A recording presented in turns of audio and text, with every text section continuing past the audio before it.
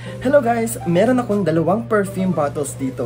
Malalaman nyo kaya kung alin dito ang authentic o original na perfume? At alin dito ang peke?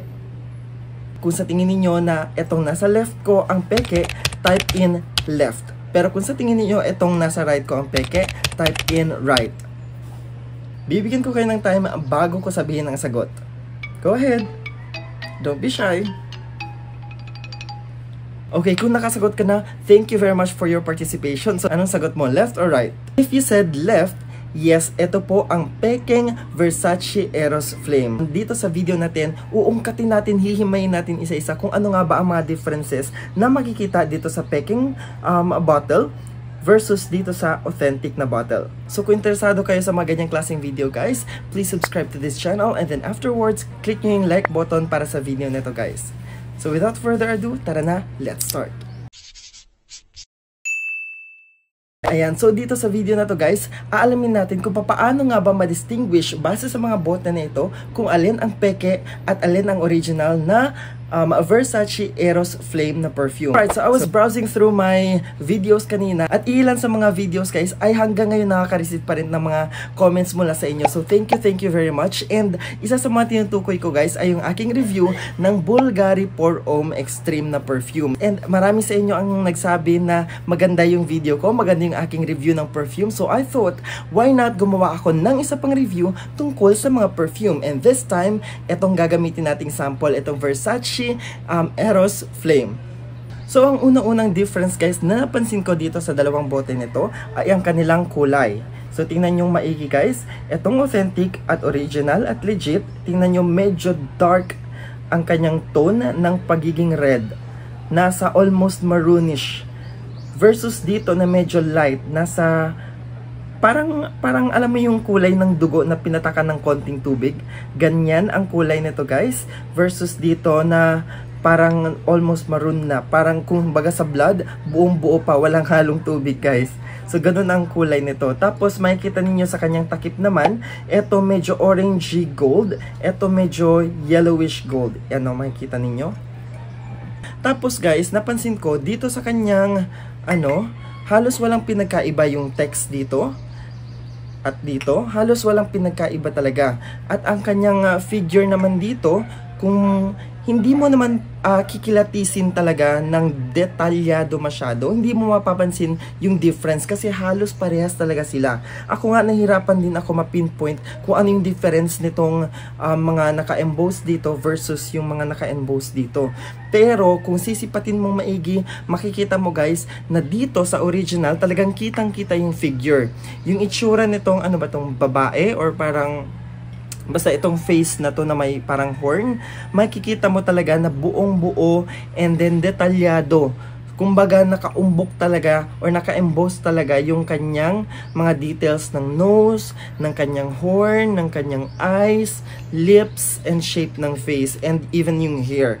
So yun ang napansin ko guys. Versus dito na parang ganun din naman. Kaya lang kung ikukumpara sila side by side, talagang makikita ko, meron ka makikitang difference. Pero konting-konti lang guys. Dito sa bottle na to, ang makikita kong difference talaga ay nandito sa kanilang cap. So ayan, titingnan ko muna guys. Tatanggalin natin. Okay, so nandito ang kanilang mga cap. Unang-una, sa weight difference nila guys. Dito sa original, ang bango talaga nito. Dito sa original guys, ayan, ang una ko napansin ay yung medyo may pagkamabigat siya. Medyo may weight siya ng konti. Ito, very light siya. Parang, alam mong cheap. So, ganun yung weight difference nila guys. Ito, medyo meron siyang weight. And then, sa kulay naman guys, kung makikita ninyo, i-compare ninyo side by side, this is very light gold. Almost yellowish. Ito, medyo orangey or I would say na parang may pagka-rose. Hindi siya rose gold eh. Basta hindi siya, hindi siya pure gold talaga yung kulay. Yan, may ibang tone siya. Meron siyang ibang undertone, parang pinkish or reddish na undertone dito sa body ng kanyang cap. And then dito naman sa taas guys, makikita nyo dito yung the same figure na nasa bote. And ito yung hindi ko napansin nung una kasi akala ko parehas lang. Pero this one pala, ibang-ibang itsura niya. Hindi ko alam kung makikita dyan.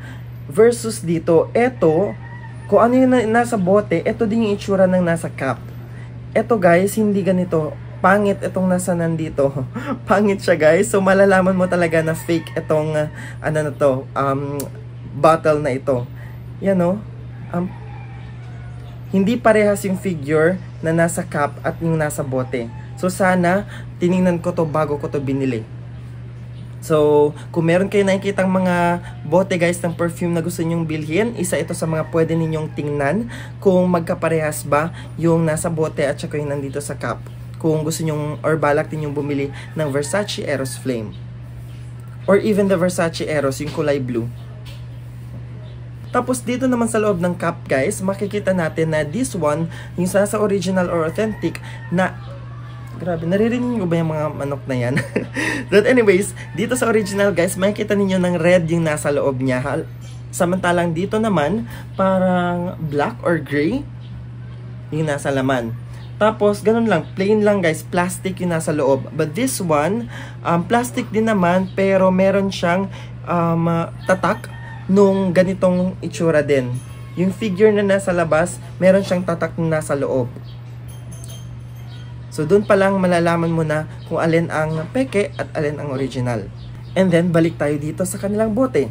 So, dito naman guys, sa kanyang spray mismo, makikita natin yung color difference din. Katulad nung nasa cup, magkaiba rin ang kulay nitong mga ito. So, this one, sabi ko nga, parang may pagka-reddish undertone or pinkish undertone or orangey, ganyan.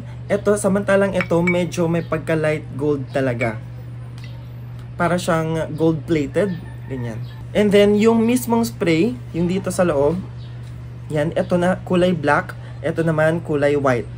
So, tandaan, ang original ay kulay black yung mismong spray. Diyan. So, tingnan muna natin yung loob ng spray. So, tatanggalin natin yan. Yan. So, dito guys, wala naman halos difference yung nasa loob ng spray niya guys. Pero makikita mo yung black dito kasi gaya nga nasabi ko yung spray niya, yung pinaka bunganga ng spray ay kulay black. So, makikita mo din siya dun sa loob. Samantalang dito kulay white. Pero dito guys, makikita nyo yung difference. Kasi tingnan nyo to. This one, meron siyang parang nakaano paloob na ganyan. Ito oh, yan. Ito, plain, diretso. So, yan yung mga difference niya guys. Ito rin sa bote, etong dito na part guys, I don't know, etong top part ng bote, hindi siya straight masyado. Meron siyang parang pa-curve ng konti na parang hindi ko ma-explain kung paano, pero para siyang mag-X dito sa dalawa. Yan, para siyang may X from here papunta dito, and then eto naman papunta siya dito. So eto guys, wala siyang ganyan, pero I mean meron siyang ganyan, pero eto sa kanya parang linya. Kita nyo tong linya na to? Yan. Paano ba? Makikita nyo ba? Ganito. Basta may line dito guys. Ayan no? May line dito.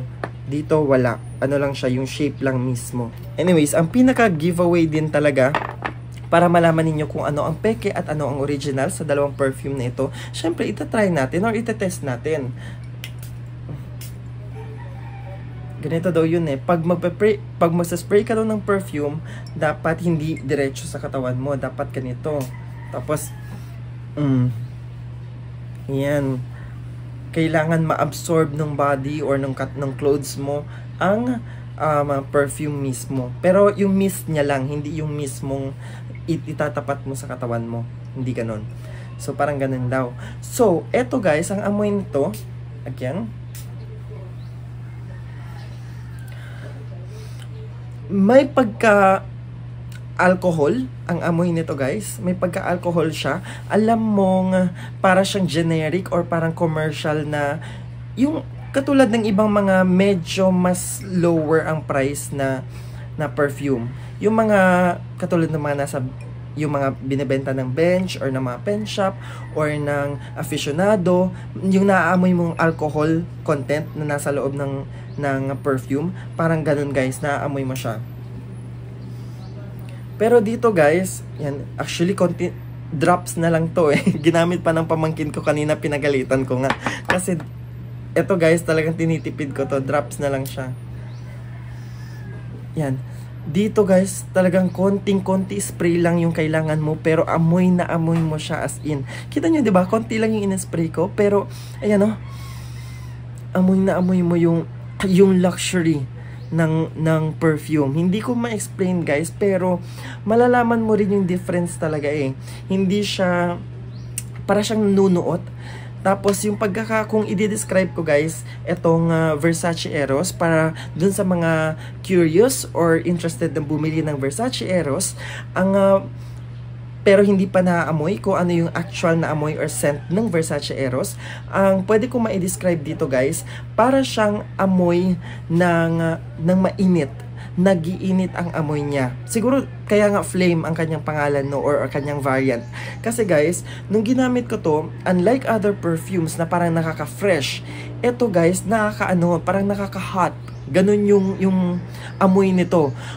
If I would wear this in an occasion, siguro pipiliin kong okasyon yung magbabar or something na pagpapawisan. Yung gano'n, yung magdi-disco, disco, parang ang 90s, ang luma ng disco.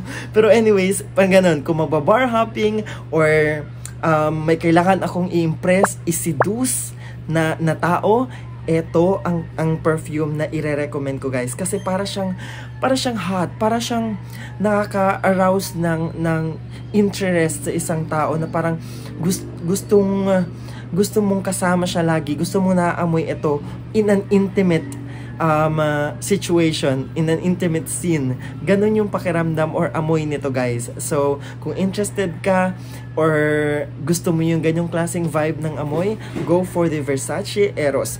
This one guys, nabili ko for 4,500 kung hindi ako nagkakamali.